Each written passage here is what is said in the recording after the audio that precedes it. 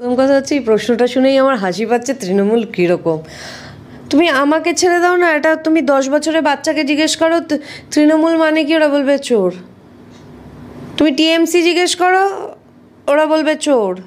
তুমি যাই বলবে না কেন, ওরা খালি চোর বলবে। চোর ছাড়া আর কিছু দেখতে পাচ্ছ এই দলটাতে? পুরো দলটাকে ওপর থেকে নিচে অবধি শুধু চোর ভাবি, এক্সট্রা অত কিছু ভাবার আমার দরকারই নেই এদেরকে নিয়ে। ইডি তো একটা এজেন্সি, একটা ইন্ডিপেন্ডেন্ট এজেন্সি।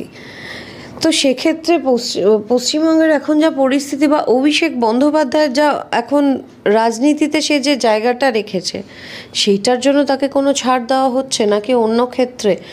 অভিষেক বন্দ্যোপাধ্যায়ের নামটা কিন্তু এমনি এমনি আসেনি। একটা কোর্ট মনিটরিং একটা ইনভেস্টিগেশন চলছে নিয়োগ দুর্নীতি নিয়ে, সেখানে তার নাম জড়িয়ে এসছে।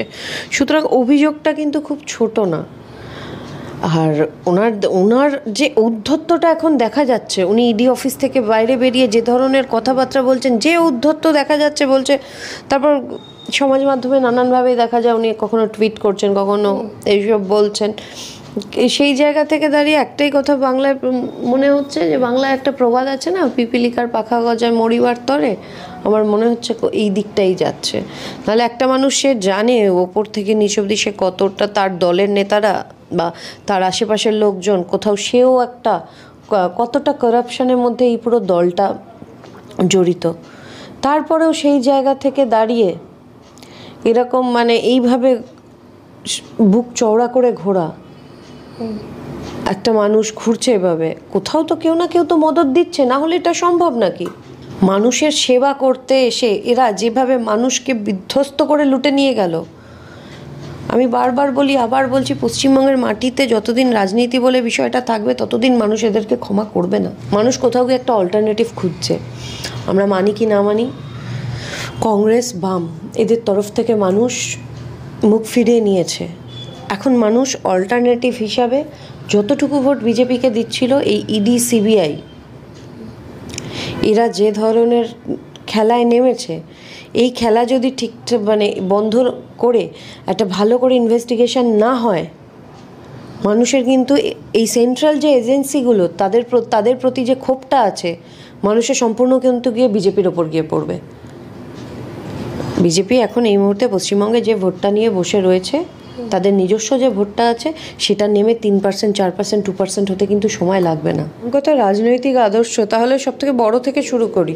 সায়নী ঘোষ, ভবিষ্যতের ভূত বলে একটা বই বেরিয়েছিল, সেই বইটার সময় সায়নী ঘোষকে আমরা সবাই দেখেছি।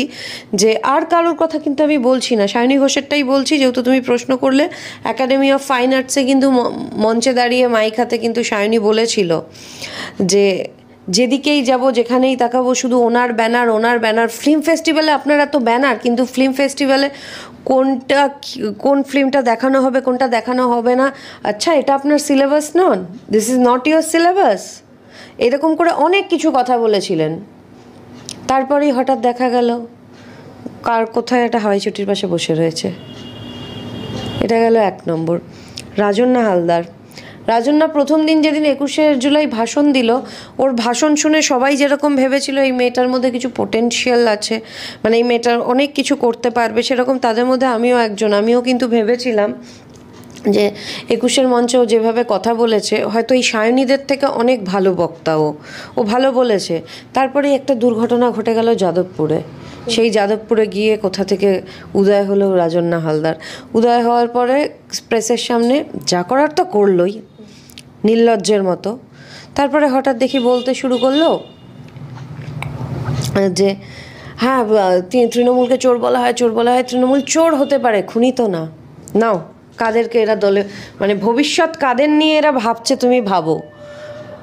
মানে একজনকে মুখ্যমন্ত্রী, মানে স্বয়ং মুখ্যমন্ত্রী ছেড়ে দাও, 21শে জুলাইয়ের মঞ্চে একজনকে জায়গা করে দিল স্বয়ং মমতা বন্দ্যোপাধ্যায়। কজন এরকম সুযোগ পেয়েছে? আমার এই দেবাংশু কথা বলছে, দেবাংশু সুযোগ পায়নি। সায়নী যুবর নেত্রী বলে, সায়নী যেহেতু এটা যুবরই প্রোগ্রাম, তাই প্রত্যেক বছর সবাই সুযোগ পায়, সায়নী পেয়েছে। তার এই ধরনের বক্তব্য, ওই কথাগুলো ওই বক্তব্যর পরে দেখেছো, তারপরে আর রাজন্যাকে নিয়ে মাতামাতি আর হয় না।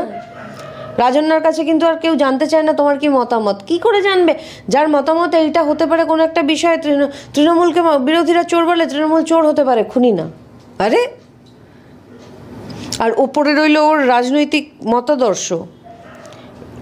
আমরা সবাই কম বেশি দেখেছি এর আগে যে মানে রাজনার যিনি বাবা আছেন উনি বিজেপি